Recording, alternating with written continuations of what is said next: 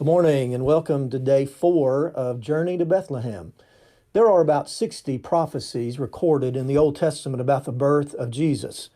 And one of the most remarkable of these prophecies tells us some 750 years before Jesus was born exactly where he would be born.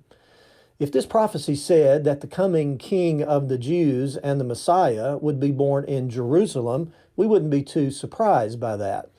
If this prophecy said that Jesus would be born in some other great city of the world, we would have expected that.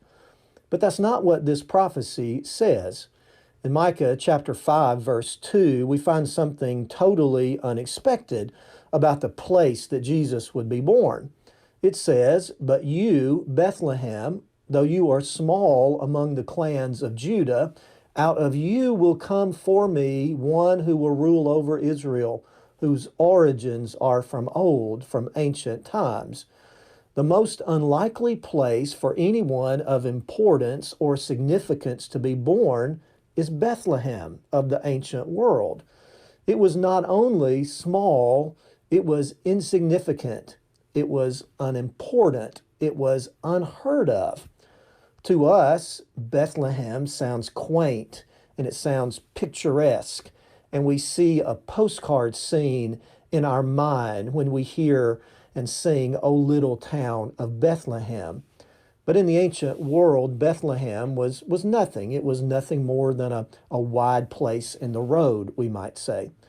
And yet, of all the places in the world for Jesus to be born, God chose Bethlehem.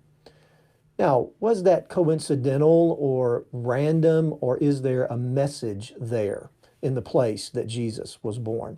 Well, I think that there is great significance in Bethlehem being the birthplace of Jesus, the Messiah.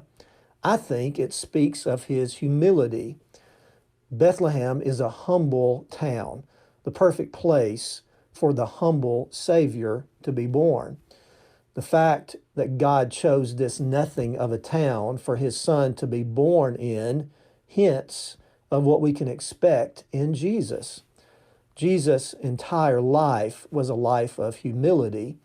He gave up the splendor and the glory of heaven to come to earth, and not just to come to earth, but to be born in human flesh, and to be born in a stable in this small, insignificant place called Bethlehem, in a feed trough, outside, in a stable or a cave. Everything about Jesus' life says humility, including the place that he was born. He was powerful enough to be born in the richest and most royal of cities, but no, it was Bethlehem instead. He was God come in human flesh from the halls of heaven, but he was born in Bethlehem. That's humility, and that's why he was born in that quiet, quaint little place called Bethlehem. Thank you for joining us for day 4 of Journey to Bethlehem, and I look forward to seeing you again.